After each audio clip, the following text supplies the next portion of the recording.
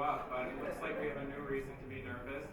So thank you all so much for coming out for this presentation of the preliminary findings from the MyGVSU Climate Survey.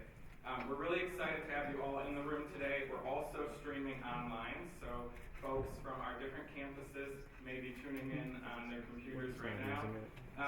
In addition to streaming online, this event is also being captioned.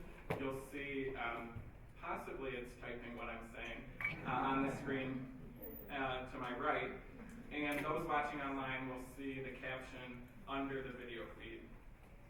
In addition, a PDF of this presentation is available on our website, and it's been carefully formatted to be compatible for use with various types of accessibility software. So we're hoping that everyone will be able to experience this presentation. To ensure that everyone, those in the room right now, those online, and anyone who watches the recording at a later date, is able to enjoy the presentation, we have a couple ground rules that we need to set, including a minimum of side conversation. It's going to pick up everything, and we want a really crisp audio for the live feed and for the recording. Also, any questions or comments that you might ask at the end need to be delivered into a microphone, and Kathleen Vanderveen will help you out with that. And we're asking that you hold all questions until the end of the presentation, and we do have note cards and pencils if it's helpful for you to jot down a slide number or a question. That way you don't have to try to hold on to it. And I'll be monitoring questions from online in the back of the room, and we'll try to interject as many of those online questions during the question period of this presentation as we can. For those of you who just walked in, there are plenty of seats in the front of the room if you'd like to take a seat. But at this time, I will turn the floor over to Assistant Vice President for Inclusion and Equity, Kathleen Vanderveen. Kathleen oversaw our committees for the survey and the planning process. Well, good afternoon. Thank you again for joining us this afternoon, whether in person or remotely. If you attended perhaps one of the pre-climate survey forums, you may have heard me say how fortunate that we are to have Dr. Bernal here to lead our 5th climate survey because of his expertise in this area, among other reasons. We're glad to have him here. Today, I'm going to expand on that statement a little bit more formally in this formal introduction of him. So, the formal.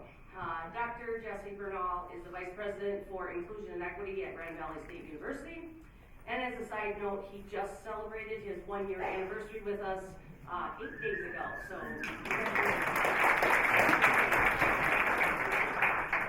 So while Jesse is a colleague and a community member, his academic, practical, and research experience is most relevant to today's forum and the presentation. Prior to joining Grand Valley, Jesse served as project coordinator and co-principal investigator of the University of California Campus Climate Assessment Project in 2012. It was noted as the largest project of its kind in higher education. It was during that project where he worked closely with the consultant that Grand Valley used in 2011, Dr. Sue Rankin. Jesse has consulted and led campus climate assessments at over a dozen institutions across the country. He has presented peer review papers on best practices in campus climate assessments at organizations such as the American Education Research Association, the National Association of Diversity Officers in Higher Education, or NADIHE, the National Conference on Race and Ethnicity, or NCORE, if you like those acronyms, and the Association of Jesuit Colleges and University Conference on Diversity and Inclusion. Later this month, he will host a discussion on climate assessments at NADIHE with Dr. Rankin. Jesse's academic research has included a focus on action-driven organizational climate assessments in higher education, survey design, optimizing underrepresented participation in organizational change processes. So please, join me in welcoming Jesse to the podium where he will share more about the process in the 2015 survey, as well as our use of external vendors to ensure transparency and accountability. Thank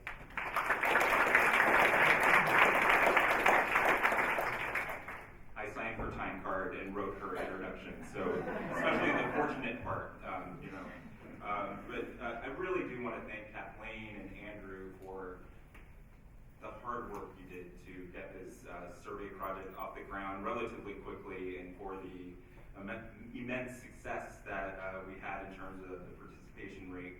And folks that just got here, there are lots of seats up here. Please come up. Andy, I'm going to call you up. Come sit down. Fred, come sit down. There are lots of seats up here. And there are, as Andrew said, pencils and note cards at the end that we'll ask you to take notes on if you have questions that you might want to ask towards the end. But we do want to get through the data, which is part of why we're asking you to hold off on your questions until the last portion of the presentation. I'm also happy to be here to present the 2015 preliminary initial findings of the Campus Climate Survey. I want to say first thank you, or secondly, since I've already thanked some folks, thank you to everyone in this room and the entire campus for your overwhelming participation in this year's Campus Climate Survey. We'll share a little bit about the record-breaking participation. I also want to thank, even though I know he is in Lansing today, President Haas and the senior management team or the President's Cabinet. I see Tom Butcher here. Are other folks in the room? Our Vice President and General Counsel, as well as other members of the President's Cabinet who have been tremendously supportive of the work to assess climate and our efforts to continue to improve the climate for all members of our community. So, move on. So as you know, GVSU has a long history of thinking about and assessing climate. As Kathleen said, in 2015, we initiated our 5th Campus Climate Survey in our brief history as a university. We conducted our first campus climate-related survey in 1994, and in our short history, this is really a notable accomplishment. We have been a national leader in assessing campus climate, but not only assessing campus climate, but using that data to drive action and change and creation of policy, programs, offices, and units, and responses to what we hear from the community. We do this not only because it's aligned with our values of inclusiveness and community, but also because we care about the community as individuals.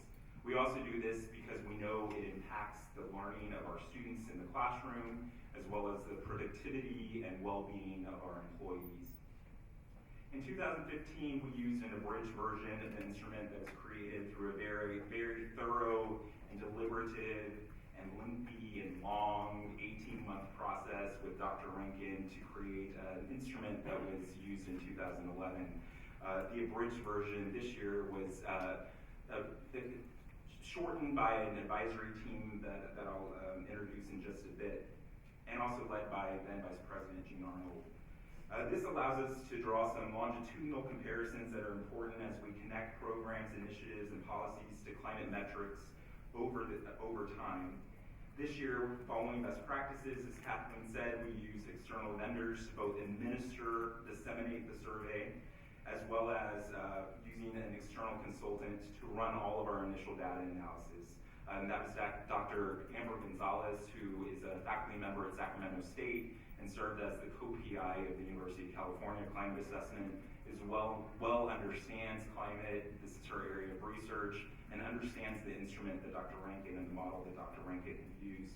Dr. Gonzalez was supposed to be presenting this today, but was unavailable. So I'm happy to stand in her place in providing some of the analysis that she has conducted. So all the data that you will see today has been ran and conducted by Dr. Gonzalez. So this year we worked with again, a condensed instrument, and we worked with a small team of folks who served as the 2015 advisory team. If you're in the room and if you're able to stand or just raise your hand, can you please do so we can thank you and applaud your great work this year? I see some of you. Debbie, who else? Karen, there's Monica.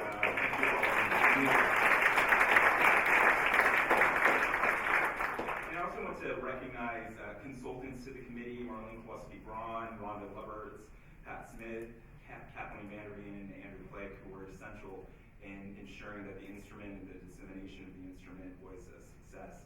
and a really expansive operations team that I think involved every member of Chick Blue's Enrollment Development Division, the IT folks, the financial aid folks, the registrars folks, as well as our institutional marketing and institutional communications individuals. So let's get into some of the data. I'll just briefly share this. This is how we measure data using this instrument. We worked with an instrument, again, that Professor Sue Rankin used and developed out of Penn State with Dr. Robert Reason, as well as with some additional work done by Professor Sylvia Hurtado at UCLA and Patrick Terenzini at Penn State. We measured climate in this assessment using 4 factors: experiences, for example, am I experiencing biased behaviors on campus? At the extreme, have I been the victim of a bias or hate crime on campus? We measure it through experiences of campus climate for my own identity groups as well as those of others, believing that a campus, for example, is safe for LGBT individuals. We also measured it by perceptions of institutional efforts to advance diversity and inclusion, the visibility of leadership, the prevalence of training, reward structures, and so on. And we also, and you all who took the survey, I'm going to ask, who took the survey in this room? Thank you. Thank you. Great. Okay. I should have asked who didn't, and then we can all do it. We'll do that next time. So we also included a large number of demographic variables and indicators within the survey that allows us to analyze differences across and within groups. And this is sort of the instrument conceptual framework that we used in the instrument in 2015. I will say the instrument in its entirety that Dr. Rankin has used has now been administered at 525 universities across the country. So this provides some really useful benchmark and comparison data that I'll show you today as well. So what did we find in 2015? I'm going to show 4 quick slides that overview the rest of the slides that have a bit more in terms of detail. So what did we find in fall of 2015? This is a quick overview of just some of the preliminary findings. I've already mentioned the response rate was quite high. We had a 42% response rate in 2015 compared to the national average of 28% response rate using the instrument developed by Professor Rankin. Participants indicated that GVSU is more comfortable and more welcoming compared to national averages across broad-based identity groups or constituencies. So thinking across all identities as well as all faculty, students, and staff in the aggregate. For example, 87% of GVSU rate GVSU is very comfortable or comfortable compared to the national average of 78%. In 2015 at GVSU, 2 social identity groups reported less feelings of comfort than the overall population. Those who identified as transgender, gender nonconforming, or a gender other than man or woman, as well as people of color in the aggregate. As you see here, 59% transgender or other gender reported high levels of comfort, and 75% of people of color reported high levels of comfort compared to the aggregate. These disparities are consistent with national trends, although people of color, I'll note, and this is a positive note, people of color at GVSU as well as transgender members of the community at GVSU report higher levels of comfort than those in the national context. So while there were disparities on our context with the general population, those communities still reported feeling more comfortable here than those communities at other campuses across the country.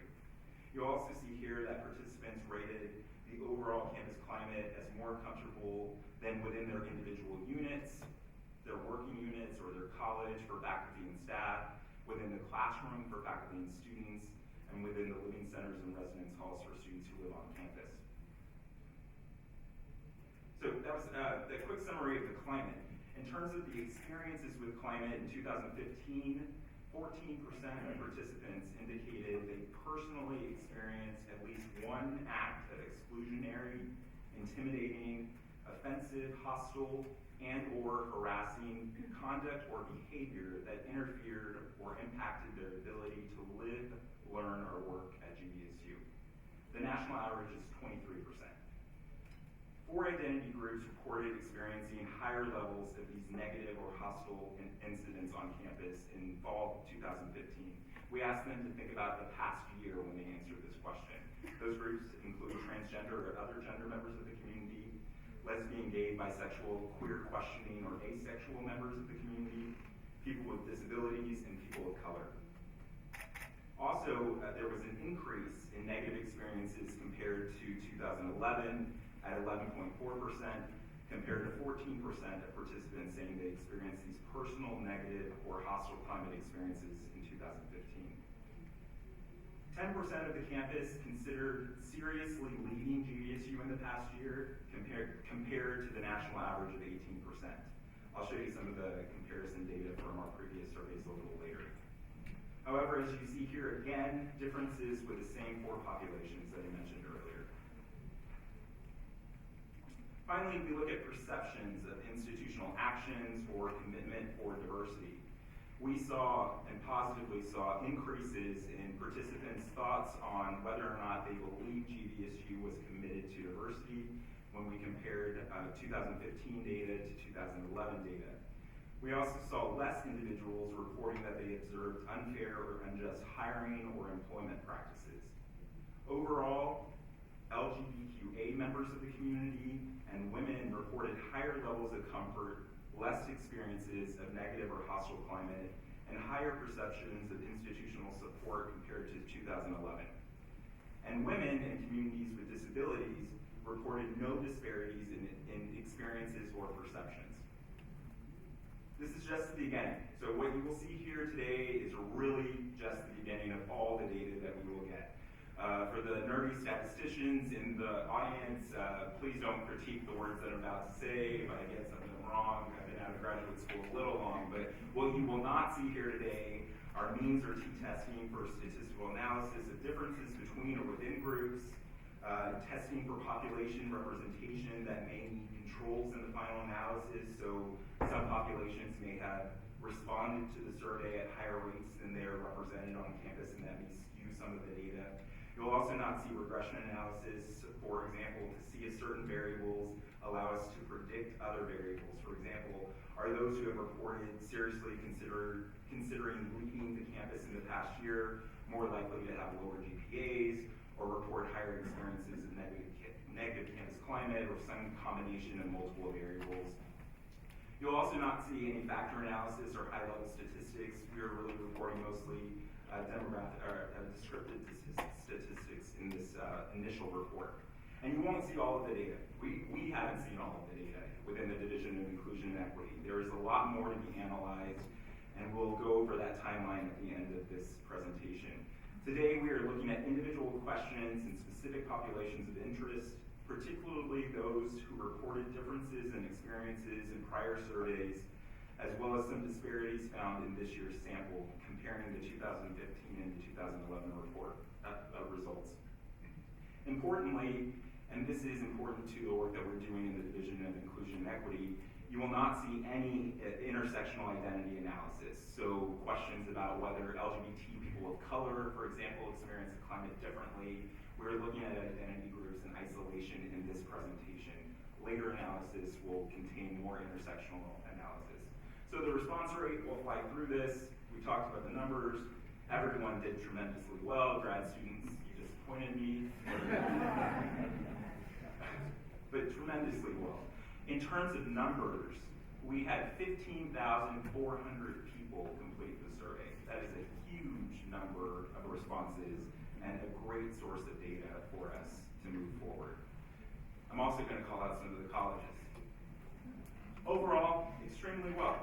We won't note those who did less well, but maybe we'll applaud the libraries. Overall, again, 57% response rate by faculty. We'll also call out some of our administrative units. I'll say one of the divisions did amazingly. I won't name that division, but it did fantastic and amazingly well. Some of the larger divisions, of course, have more challenges in increasing some of their response rate. And I'll also note that, as you see at the end, other administration combines what we called in the survey the President's Office and the General Counsel's Office. And we're noting both here as well as in the final report that the General Counsel refers to the Division of Legal Compliance and Risk Management, which is aggregated in other administration because of what we thought at the time were small communities. We were trying to protect identities in some of that area. And we'll look to future surveys to ensure that the division is separated out as the division is. So the population sample. So this is who you will see represented in the findings in terms of the experiences and perceptions around climate. So these are the people and the proportions that responded to the survey. So I'll quickly show you some of the representation. So the sample population included 77% of undergraduate students. So when I report aggregate findings, things like the overall campus climate for all populations, just understand that that data is skewed by 77% of undergraduate students responding or within that mix. And you'll see the mix of the other populations. For staff and faculty, this is a really detailed slide. I'm not expecting you to look a lot at it. What you notice and what stands out is that the Academic and Student Affairs Division for staff and class for faculty are the largest responders to the survey. So again, those populations skew the data in some way, although those populations are also representative of the actual numbers of people within those units. So those are the two largest units within those areas, so this is completely appropriate. In fact, this sort of makeup of the sample population really does resemble the makeup of the campus. So some of these results will allow us to be more generalizable because of that. Participation rates based on race and ethnicity was also representative of the campus.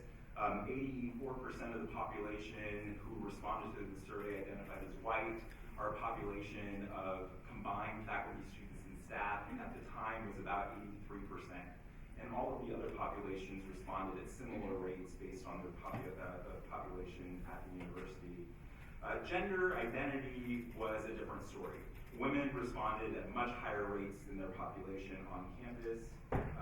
Those who identify as women represent about 59% of the total population, and you see the sample includes 67% of the population. So some of the data will have to be analyzed within that context.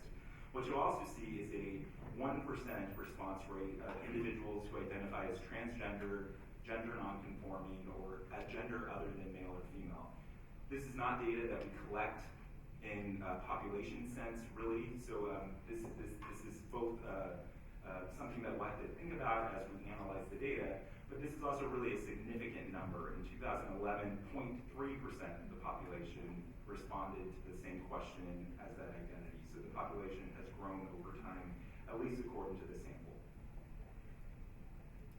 The demographics of the sample in terms of disability status and disability type also skewed in what we know about our population in terms of the actual numbers that we collect on campus.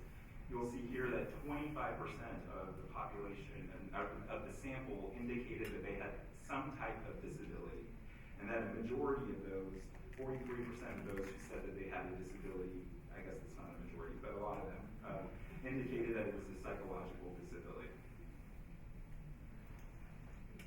So in terms of sexual orientation, 92% of the population identified as heterosexual or straight, 8% of the population identified as gay, bi, sexual, lesbian, queer questioning, or asexual. This is a slight increase compared to 2011, which 7% of the population identified as the same groups. In terms of religion, you see the breakout there. What I'll say is that the religious minority groups, which actually declined compared to 2011, which here you see as 3%, within that group, our four largest minority religious communities are Buddhist, Jewish, Muslim, and Hindus, all represented around 0.5% of the population. So overall climate. Let's begin with our three factors to measure climate. Here we'll start with perceptions. How do you feel about your own climate experience as well as that of other groups on campus? This is a busy slide again. So this says, one of the big points is that overwhelmingly, the campus is rated at very comfortable or comfortable, as shown in the dark blue on this slide. The lighter blue represents those who report feeling very uncomfortable or uncomfortable. This slide shows the overall perception, the perception in the employee or staff unit, the perception in the climate of the classroom for faculty and students, and in the residence halls for those who live in residence halls. Those specific units show less comfortable perceptions than the overall climate, although, again, I'll mention all above national averages, even though less than the overall climate. So, what about experiences? In the past year, the question was asked, have you personally experienced any exclusionary, intimidating, offensive, hostile, and/or harassing conduct or behavior that interfered with your ability to live, learn, or work at GVSU? Again, 14% of the population said yes, compared to 23%, which is the national average. You see the breakout between students, faculty, and staff here, with faculty and staff having higher rates of negative experiences than our students. We also looked again at the overall climate, and a question that we asked is, again, have you considered leaving in the past year? We see the overall rate at 10% of the sample saying that they did seriously consider leaving GVSU in the past year, with faculty and staff both around 20%. And this is really where it gets interesting. So, disparities in climate. Importantly, the large number of demographics we collect in climate assessments allows us to analyze experiences and perceptions by various groups or identities. This is essential to campus climate research. It's why we do this. Here is the heart of the research and really how we grow as an institution in ensuring that we create a more welcoming and inviting campus climate that reduces incidents of bias or hostility in the workplace, the living centers, as well as all of our campus community. Of course, we can't always uncover correlating factors, but differences allow us to respond as an institution in some way. Here we focused on 6 groups that demonstrated differences than the general population as listed here. So when we look at the overall climate, GVSU, again, is more comfortable than the national averages. It's less comfortable for transgender, other gender communities, people of color, and LGBTQA populations.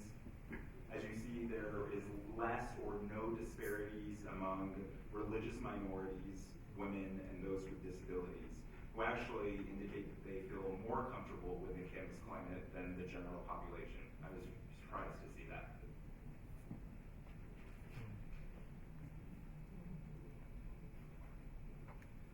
With personal negative experiences, we see a similar landscape, except for those with disabilities who report higher levels of negative experiences, even those with populations, the population perceives the climate, even though that population perceives the climate as more welcoming or more comfortable.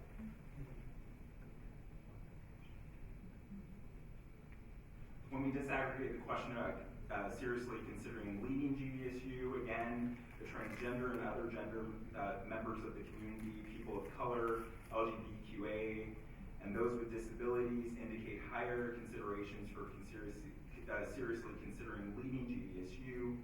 The slide, there are slight differences with religious minorities and no difference with women in this at least in the sample data. This is a fun slide that is really jumbly, but I'll explain what we mean by this. This slide is a sample of 14 scaled questions asked to gauge perceptions of climate for other members of the community. 0, so towards the bottom of the slide, is negative. 5 towards the top of the slide or higher up on the slide is positive. Here I'm just presenting 7 of those scaled questions. The blue diamonds show the average response of the total population. The red diamonds show the response for individuals who identify within that community of that specific question. So, for example, the third item from the left, whether or not the campus is accessible for physical disabilities or not accessible for physical disabilities. The red is a score for those who indicate that they have a physical disability, and so on. Those within the identity group consistently ranked the campus as more negative than the general population. Individuals not in the group perceive the campus as more positive for these populations.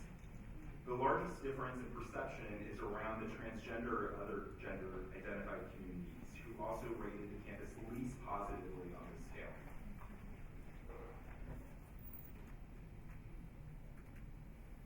So, looking at hiring and promotion practices, we asked a question about whether or not, and this question was asked to employees, faculty, and staff, about whether or not you had observed an unfair or unjust hiring practice on a number of factors within the past year. Here I'm just showing a couple of the findings in this area. Overall, 7% of respondents indicated they observed unfair and or unjust employment practices. A majority of this group, and I know that might be a little hard to read, a majority of this group indicated that this was within the hiring and or tenure promotion process. And we'll come back to this again in the next section, and I'll show you a little bit more details. The trends over time are really where we're focusing a lot of our energy and hope to get more information in the final report. Here, this is just some of the extensive data that Dr. Gonzalez will be running for us. When we think about the data from 2011, 2005, we have some results that we'll be able to actually trace back to 1994 as well, which will be really interesting once we add those into the mix. As noted, higher participation rates over time, significantly higher over the last two surveys. The commitment to diversity, we see here an increase again in the belief that GVSU is committed to diversity compared to the 2005 data. So in the last 10 years, the community believes that we are more committed to diversity as a university. The 2011 data wasn't comparable. It was a scaled, it was a yes/no question versus a scaled question, and kind of skewed the results in some sense. So I did not include this on that slide. Personal experiences with negative climate have increased compared to 2011. You see they've increased for students, faculty, staff, and the total population. I'm showing the wrong slide. Where are we at? Now I'll let you look at that. There's an increase for students, faculty, staff, and the total population slightly from 11% in 2011 to 14% in 2015.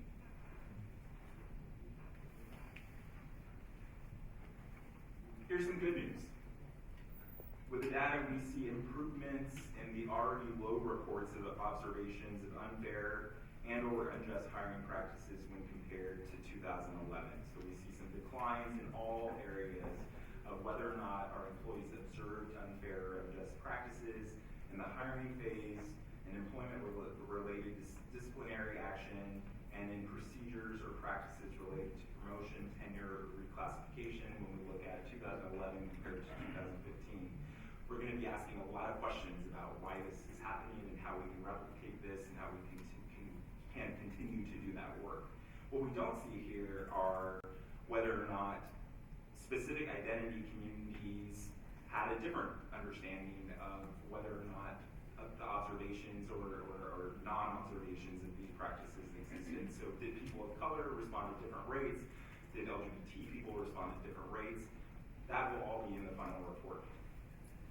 So I think with that, we are going to pause and see if there are any questions about what I've presented so far, if there are any comments, if any of the committee members want to add to some of the work that you did in 2011, maybe how it compares to what we're seeing now. And Andrew Flegg is taking questions from online too, so I know he'll chime in, and then we'll get to next steps in about the last 10 minutes of our time together. Yeah, Linda. You have to talk in the microphone. That's the only rule we have is we're simulcasting. Okay, can you hear me? All right, I was just wondering, when you drill down further, will you be able to identify what divisions you see different trends going on? You know, the luxury of the way we designed this survey will allow us, for example, to send Dean Anzac a report on the climate experiences, perceptions, and perceptions of institutional actions for faculty, staff, and students just in your division. So we'll be able to do it at a division-wide level for all the divisions in terms of staff, at a college-wide level for all of our colleges.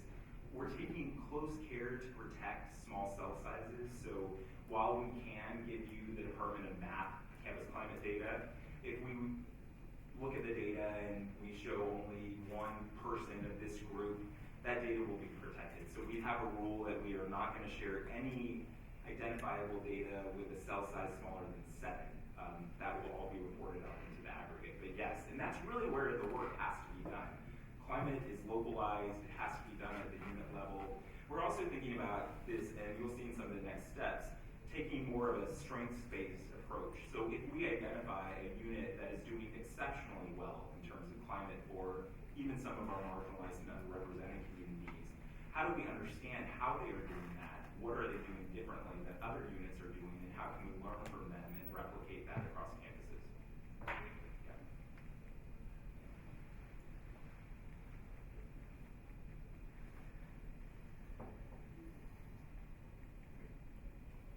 Kate, you said I could point on you, right? Or did you say you didn't want me to point on you? Okay, good. See, I'm glad I pointed on you. Andrew, anything online? Is anybody online? So it's been a while since we took this survey. Can you remind us if this went out to all of our satellite campuses, or like, are you going to disseminate between Allendale campus and Q campus, Muskegon, that sort of thing? Yeah, so it went out to everyone who had a GSU email address, and we did ask the question about where you were located. And actually, for the downtown campus, instead of just saying Pew campus, disaggregated it by the various locations. We did not do that with the Allendale campus, where we just asked whether or not you were in Allendale. So that's another way that we can disaggregate the information to see some of the experiences. So yes.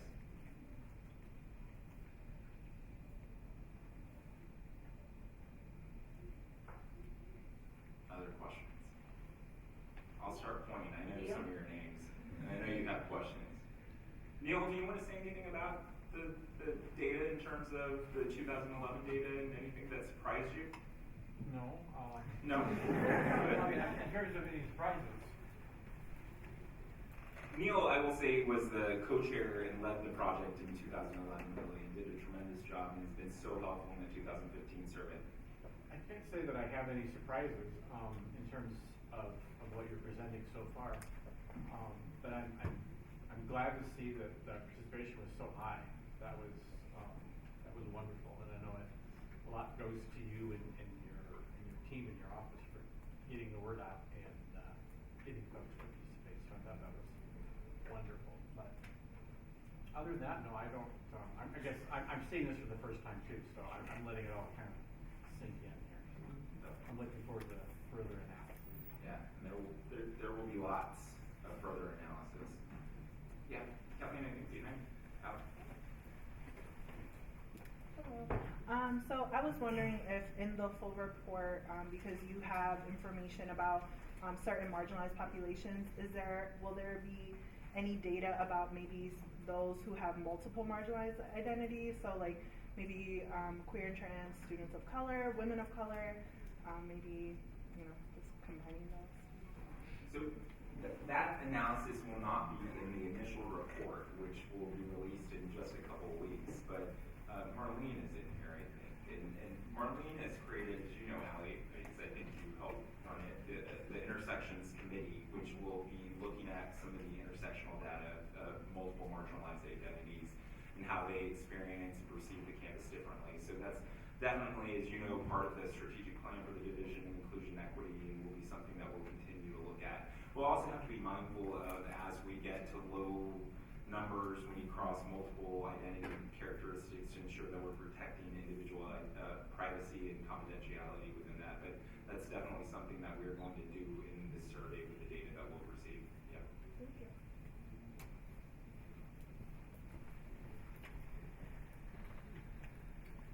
I saw on one of the graphs, the graph was broken down by racial categories, but I didn't see anything for multiracial students. So are those students grouped into students of color, or where are those students, I guess, numbers coming from? Maybe I just missed it, I'm Yeah, sorry. good question. And there's been some data issue that that Dr. Gonzalez is trying to work out. This is duplicated data, so individuals were able to respond to multiple categories here. The final report will have this disaggregated by those who responded to any category, as well as those with multiple, that responded to multiple categories within those findings as well. So that's the next level of analysis that will come out in just a couple of weeks. Yeah. Good, now answer Rona. Hi, I did take the survey as well, but I can't remember the details of whether you collected any qualitative data. I think there were areas to type things in. If so, is that going to form part of the analysis to kind of inform some of these other issues? Yeah. So we asked one qualitative question. Dr. Rockness, we learned from the 2011 survey, which had probably 23 qualitative questions, where I think the analysis was just completed 12 months ago, maybe, something like that. It's hard to do analysis on qualitative data. So the advisory committee really took the approach that if we're not going to use the data and we're not going to use it in a timely basis, let's not ask the community to give us that information. So there's one question that allowed the respondent to just add anything they wanted about their climate experience, and that was the very last question. That will become part of the final report in some content analysis, and most importantly, it'll inform some of the questions that we have around the findings. So if we do want to dig a little deeper in, okay, what is the experience of the trans community? Can we look at some of the qualitative responses that allow us to dig a little deeper into that? As part of the next steps, we will also form some action teams that will work to look even deeper into the data. The initial plan is to form action teams around faculty, staff, and students, as well as use already constructed groups, and some of you are members of these already constructed groups, to look at some of the identity-specific data. I mentioned the intersectionals work that Marlene is doing. We are going to ask the Women's Commission to look at the data for women. We're going to look at the ADA Advisory Committee to look at the data for populations with disabilities. We're going to look at our staff and faculty affinity groups to look at the populations, the data for people of color. And so we're going to continue to disaggregate that data, and that's really where I think the qualitative information is going to be helpful. And also as part of the next phases of the process, for any areas where we found really significant findings that we aren't able to dig further in, the plan had always been to then conduct focus groups with some of those populations to get a little deeper information that helps us think about some of the qualitative information in a more robust way. So yes. And there were a lot of qualitative comments, I'm told. I haven't seen them, but.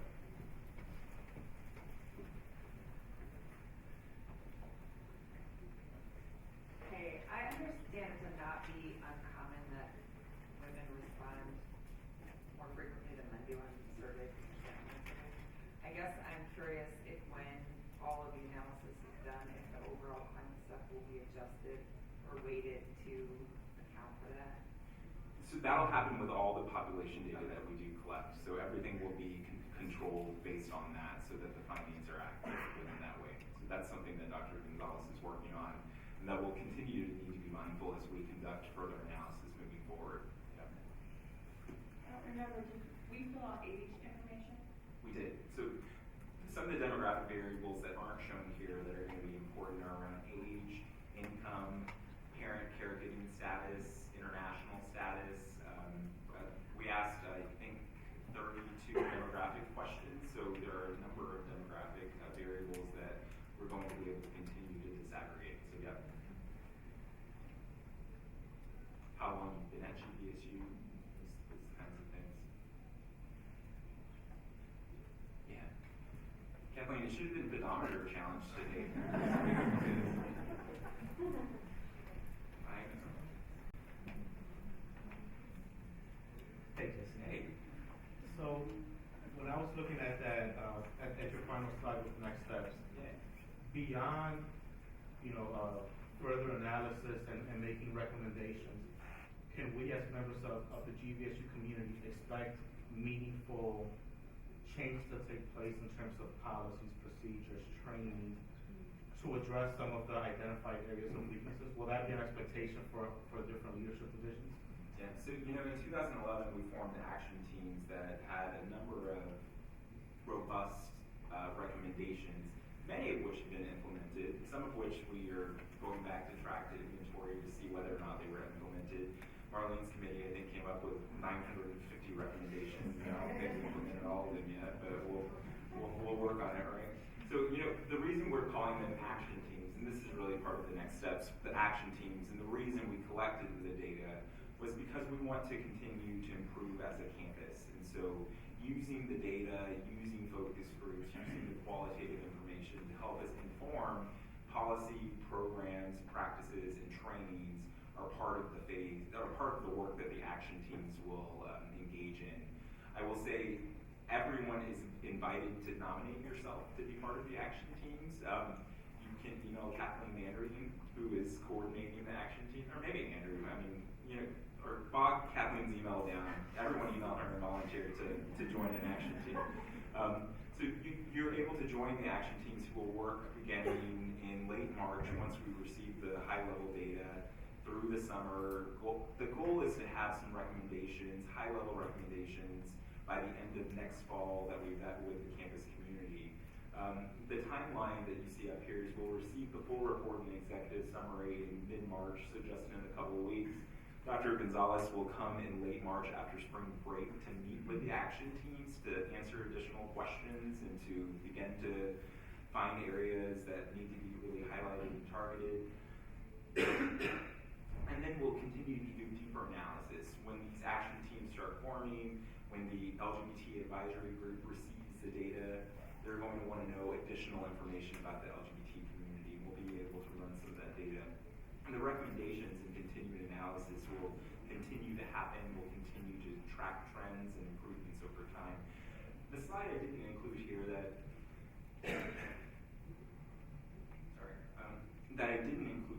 I included in the initial presentation when we started the survey, going around and talking to everybody about it, was a list of initiatives, programs, and units that had been directly or indirectly created based on previous campus climate data. That's on our website right now. And so we have a history of using this data to drive action and create change, and we'll continue to do that with this data. Yeah. Haven't always been successful in all of them. I'll say that. As you can see, right, we have some challenges, and we'll continue to work and improve some of those areas. Okay, Andrew. I'm just going to jump in real quick. People can email mygvsu@gvsu.edu to save Kathleen from. We'll have that all organized in one area then. Yeah, I think that information's on our website too. Mm-hmm. And I don't have any questions online, but they have been asking me to tell you that there are 45 of them out there watching. And they wanted that to be known. So. Yeah, for sure. All right. So my question is, I noticed that during taking the survey and also trying to facilitate some people coming to the office to take the survey, assisting with that, that some of the questions were worded in a way that some students may not have understood, particularly political affiliations, understanding what it actually means to be far left or far right or whatever. So has there been discussion about, the future of this type of survey and teaching some of those type of things so that students understand better what they're actually responding? Yeah, that's a good point and noted, and we will definitely look into that. One of the reasons we used Sue Rankin's instrument initially was because her field analysis and some of the piloting the groups that she surveyed with were underrepresented communities and how they respond differently or could respond differently to questions. And so the wording was particularly written in ways that ensured that it had a culturally competent sort of lens. That's a good point and something that we will definitely take into consideration. We haven't started having those conversations, but that's great feedback. And I'll say additional feedback is always welcome. We have a feedback page on our website, and we're continuing to get feedback about the survey process and questions, and maybe how you do things a little differently next time. But thank you. Did you have a question? Just scratching, but it might make you ask a question. I don't know.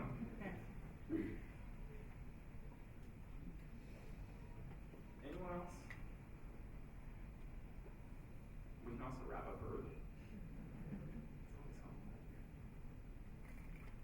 Okay, so what I will say is, if you didn't feel comfortable asking questions in this space, you can ask questions anonymously online. There is a place that you can do that online through the mygdsu.gdsu.edu website.